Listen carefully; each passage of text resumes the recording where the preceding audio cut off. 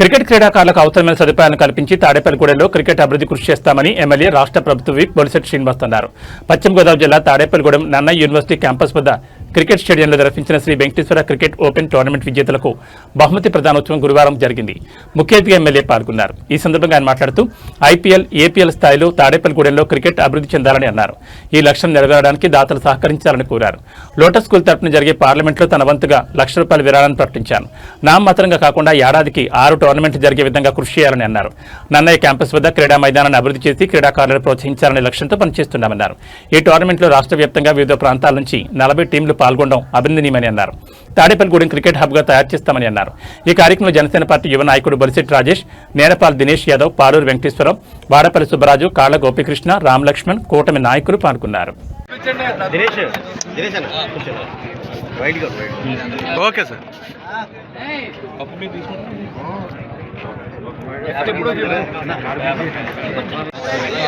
Photo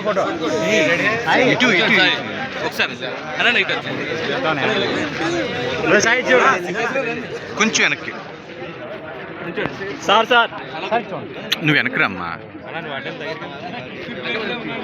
sir CA గారు కొంచెం okay sir. Okay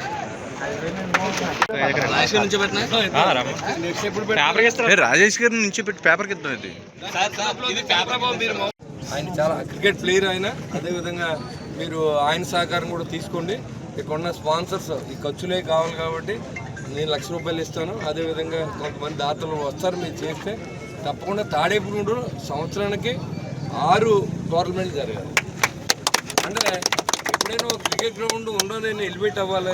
తాడేపల్లిలో కూడా క్రికెట్ ప్లేయర్స్ ఉన్నారని తెలియాలంటే ఎప్పుడూ జరగాలి. ఏదో ఒక రోజు నామగా చేసి దీన్ని క్రికెట్ గ్రౌండ్ మనకి ఇవ్వడం కంటే దాన్ని డెవలప్ చేయాలనే ఆలోచన ప్రభుత్వాన్ని కలగజేయాలి. మనం అన్ని ప్రైవేట్ స్పాన్సరింగ్ అవ్వవు, కానీ దీనికి కొంత మనం డబ్బు ఖర్చు పెడతాం ఈ గ్రౌండ్కి.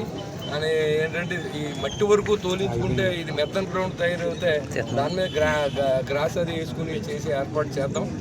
దానికి కూడా నేను ఒక మీటింగ్ వేస్తాను త్వరలో. అందాక నాకు ఉన్న ఈ బర్డెన్స్ పెరగడం వల్ల నేను కొంత లేట్ అయింది. ఇది ఖచ్చితంగా క్రికెట్ దీన్ని చేద్దాం. 6 లీగులకి ప్లాన్ చేయండి. ఇక్కడ కమిటీ వేయండి.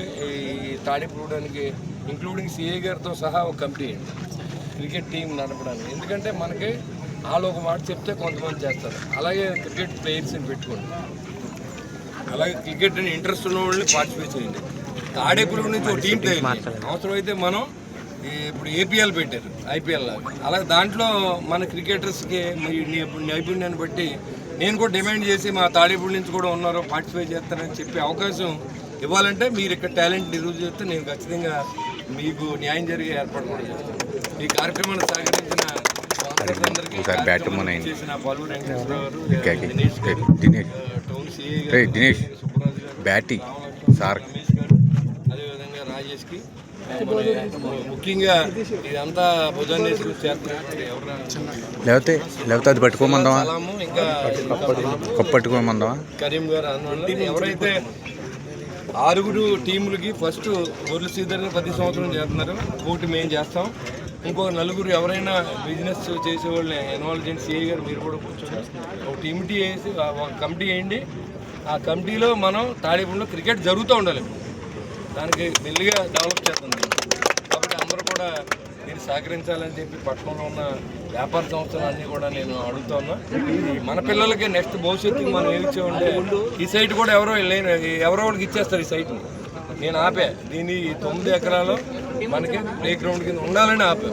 ఇలాంటి ఏ గవర్నమెంట్ ఆఫీస్కి అడిగితే మనం కాదని ఇక్కడ వనం పెంచాం, వాకింగ్ ట్రాక్ ఉంది.